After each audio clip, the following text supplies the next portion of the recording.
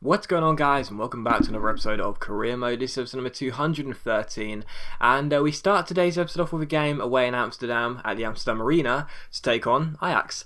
So yeah, in the Champions League so far, we played 4 games, we've won 3, and we've drawn once.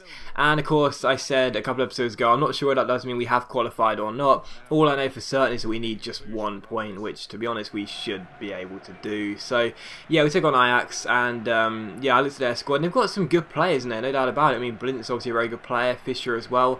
The striker's someone who's a very good young talent, as is the goalkeeper. So they've got some good players, but I still fancy my chances. But we'd have to wait until the 45th minute for the first chance of the game, and it wasn't until Danny Ings released brilliant McCullough down the right hand side with a fantastic ball. It's a great chance here. We go through 1-on-1 and shoot, but unfortunately the goalkeeper makes a great save and it's cleared away. Souza keeps the chance alive. Tilton offloads it towards João Cancelo. Cancelo finds Catamol. Catamol plays that wide towards Souza. Souza plays it through towards Danny Ings. Ings gets onto his right boot, crosses the ball in, and Michael Ngu makes it 1-0. So Ngu gets the goal, and we do take the lead in this game on the stroke of half time. So as you can see by the team, there was only a couple of first team players out there, to be honest, and Michael Ngu isn't usually into the first 11, but he's just so good in the air. He really is. You know, sometimes his positioning can frustrate you. I'm sure the final day of last season would have proved that. Sometimes he doesn't get himself into the areas you want him to attack the ball, but that was exactly why Michael Ngu can be such a great player for your team, because he's 6'6", he's strong, he's tall, he's obviously tall, and he's a good jumper as well, with some good physicality, I guess is the best way to describe. And that's a really good header past the goalkeeper, and we do make it 1-0. So in a game where we just needed a point to take the lead just before half time was a massive advantage for us. That was in the 4th minute of added time, but at half time I made a sub. Meekings came on. I'm not sure who came off, I think it might have been Suzo, but Meekings came on, and directly from the second half he gets involved here, wins the ball, gives it to McCullough. McCullough gives it back to him here.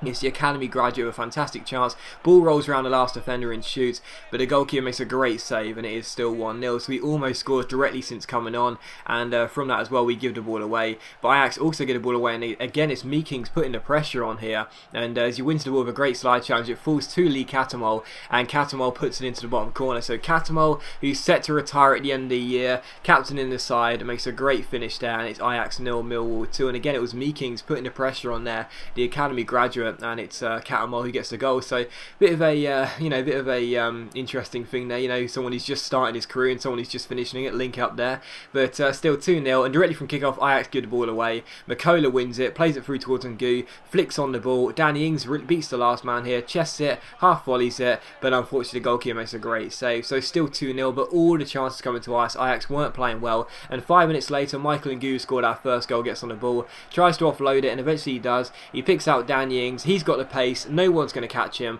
and he drills it past the goalkeeper to make it 3-0. So just before the hour mark, Ajax 0, Millwall 3. And it's just great to see these squad players, you know, really coming into their own and playing fantastically well. Every single member of this squad is so good in their own way, and it's 3-0 here. And in the 72nd minute, Anderson goes through. We try and take him down, but he keeps on going. He crosses the ball in. It's cleared away only as far as Ucan, who strikes it, and they almost caught the goalkeeper out there, but thankfully it went just over the bar, and it is still 3-0. And from the goal kick, Alex McCarthy gives it to João Cancelo. Cancelo offloads it towards brilliant McCullough, who just about keeps the ball on. But with 16 minutes to go, we didn't really need to do anything other than just pass the ball around and control the game. No need to throw away any kind of pieces of poor passing and bad possession, just pass the ball around. And in the 75th minute here, Wilkinson finds Burge finds Tilson finds Rodriguez, Rodriguez finds Burge finds Liam Kane down the left hand side, who crosses the ball in, and in the centre it is Meekings, who came off the bench, who makes it Ajax 0, Millwall 4, and that was a lovely goal there. What a lovely piece of passing between 4 players there. Nice couple of passes, a great cross into the box, and Meekings gets what I believe is his first Millwall goal with a great header past the goalkeeper. And there were 2 headers in this game which I wanted to show the replay for both, because they were both really nice. And as you can see here, he beats his man in the air and picks it right out into the top corner. That's a great header by Meekings, and it was a lovely move as well, really was. And Liam Kane crossing the ball in. Josh Meekings, he seemed to chest it, didn't he? He seemed to chest the ball as opposed to head it into the top corner, as you might have seen on that third replay there. But still, Ajax 0, Millwall 4, and we're cruising to victory here. And in the 89th minute here, Ajax went down the right hand side. It eventually crossed into the box by the fullback towards his man. McCarthy kind of gets caught in no man's land. I didn't even call him out for that, he just came out naturally. That's really annoying, and unfortunately the pass was made to the number 14, who puts it into the empty net. But again, game does finish Ajax 1, Millwall 4, so disappointed I couldn't keep my first clean sheet in quite a while, but we won the game. That's the most important thing, and yeah, it was a very dominant performance as well by some great squad players. And you see the list of 4 players: Meekings, Ings, Catamol and Ngu. None of those players usually get into the first 11, but they all played fantastically well, and as you can see here, we've topped the group and we've also guaranteed a first place finish as well. So with a game to go, not only have we qualified, we've also guaranteed the fact we'll finish in first place, and that's just fantastic. It's our debut season in the Champions League, and yes, we do have a fantastic squad. Yes, we should be competing to win the tournament, but it's just important to know that we didn't stumble on the first hurdle, and we are going to be going through and finishing top as well. And with that game to spare as well, that's great to know, because it means that we won't be sort of panicking in the final game. But anyway, we take on Everton for the second game of today's episode here.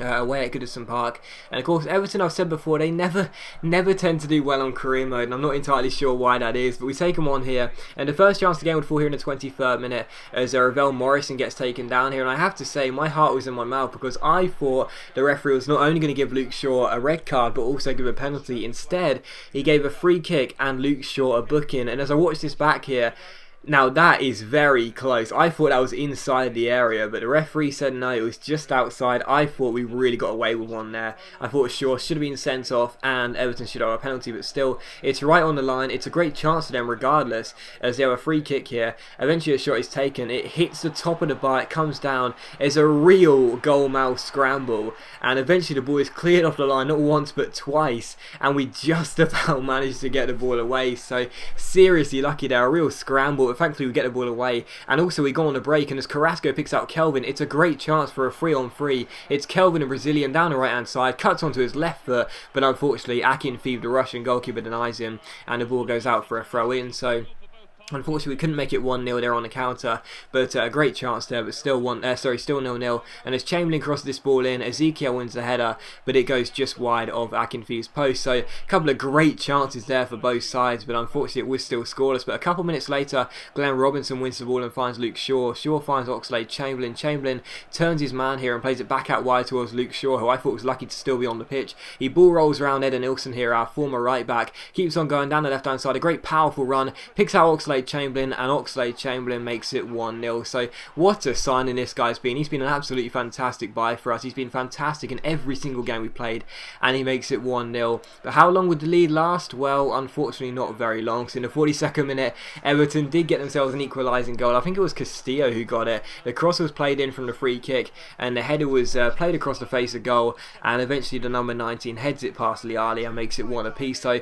a very poor goal to concede there. I think it was Eric Dier who just seemed to lose the man in the centre, and he's the one who heads it in. So Everton 1, Millwall 1, and in the 64th minute we try to get ourselves back in front here. Eric Dier plays it out wide towards Brian Carrasco, takes on James McCarthy, beats him down the right hand side, swings in across, it's headed up in the air. Oxlade-Chamberlain volleys it, it's blocked, it comes back to him, he takes a tumble, he goes and shoots eventually, but the shot takes a deflection and just goes wide. So still 1 apiece. However, from the corner it's crossed in by Brian Carrasco. We try and pick out Leao Gutierrez, we do pick out Leao Gutierrez, and Leao Gutierrez picks out the bottom corner. So Everton 1, Millwall 2.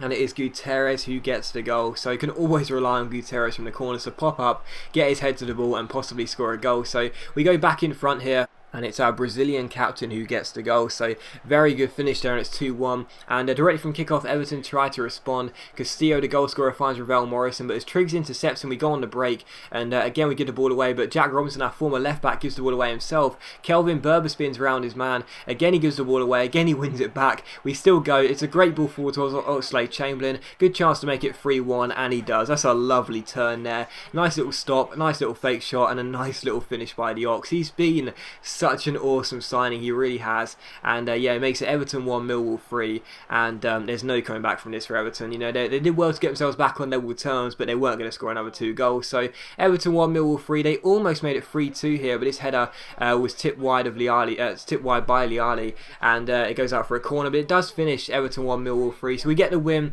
We get ourselves our first win in the league in a few games, and that's very, very nice. So everything's coming together really nicely. We're back playing very well in both the league and in Europe, and a couple of great goals for the Oxlade-Chamberlain, and a very good performance. So as always guys, a big thank you for watching the video. I really hope you have enjoyed it. If you have enjoyed today's episode, please leave a like, because it's much appreciated and it really does help my channel out, and I'll see you for the next episode of my career mode very soon.